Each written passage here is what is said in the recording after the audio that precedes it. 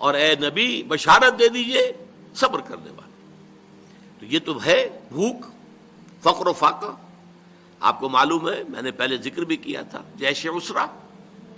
جیسے اسرا کے اندر تب غزوہ تبوک کے دوران کس قدر شدید بھوک کی کیفیت تھی مسلمانوں پر. ایسے بھی مواقع آئے ہیں کہ تین مسلمانوں کے لیے 24 گھنٹے کا راشن ایک کھجور ایک صحابی نے، ایک مسلمان نے منہ میں رکھ کے تھوڑی دیر چوس لی، پھر دوسرے کو دے دی، پھر دوسرے نے چوس لی، کچھ گلوکوز پہلے کو مل گیا، کچھ دوسرے کو مل گیا، پھر تیسرے کو مل گئی. یہ بھی آیا. اب جھیلنا، اسے برداشت کرنا. اسی طریقے سے غزوہ خندق کے موقع پر جو آیا، اس لیے کہ شدید ترین سردی کا موسم تھا اور یہاں اب کچھ نہیں تھا، چاروں طرف سے گھیراؤ ہے، کوئی باہر سے رسد آئی نہیں سکتی، قحط کی کیفیت ہے، اور یہاں پر جو ہے فاقے آ رہے ہیں.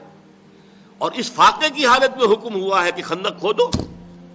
اور مدینہ کی زمین جو ہے پتھریلی زمین ہے، ٹھیک ہے وہاں پہ ریت بھی ہے، لیکن خندق کھودنے کے لیے تو ریت سے نیچے جانا پڑے گا نا، پتھروں کے اوپر. چنانچہ ایک واقعہ آتا ہے کہ ایک بڑی چٹان آ گئی، تو جس چٹان کو بہت سے مسلمانوں نے کوشش کی اپنے اس تیشوں کے پھاوڑوں کے ذریعے سے توڑنے کی، نہیں توڑ سکے. پھر حضور نے ضرب لگائی ہے تو وہ ٹوٹی.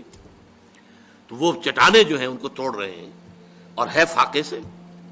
تو لوگوں نے اپنے پیٹوں کے اوپر پتھر باندھے ہوئے اپنی چادروں کے ساتھ کس لیے ہیں، تاکہ ایک تو وہ کہ ہنگر پینز نہ ہو، وہ جو پیٹ کے اندر بروڑا اٹھتا ہے درد کی وجہ سے.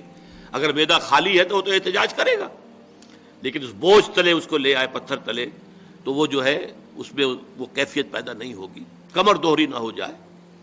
اور جب حضور سے شکوہ کیا کہ حضور دیکھیے اب ناقابل برداشت ہو رہا ہے معاملہ، دیکھیے کرتے اٹھا کے لوگوں نے دکھایا، ہم نے پتھر باندھے ہوئے. آپ نے اپنا کرتا مبارک اٹھا کر دکھایا، وہاں 2 پتھر بندھے ہوئے. یہ کیفیتیں ہیں کہ جن میں سے گزرے ہیں محمد الرسول اللہ والذین معہ، حضور بھی اور حضور کے ساتھی بھی.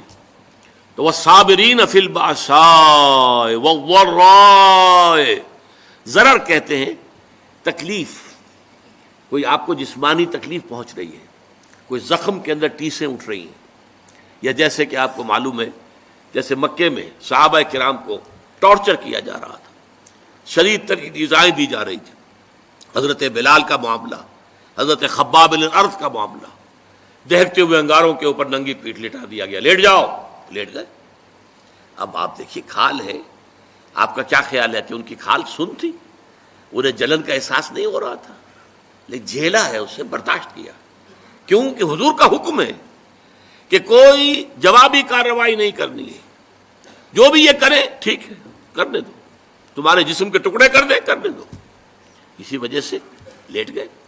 اور جو ہے وہ کھال جلی ہے، پھر پیٹھ کی جو چربی ہے وہ پگھلی ہے، اس سے پھر وہ انگارے ٹھنڈے ہوئے ہیں.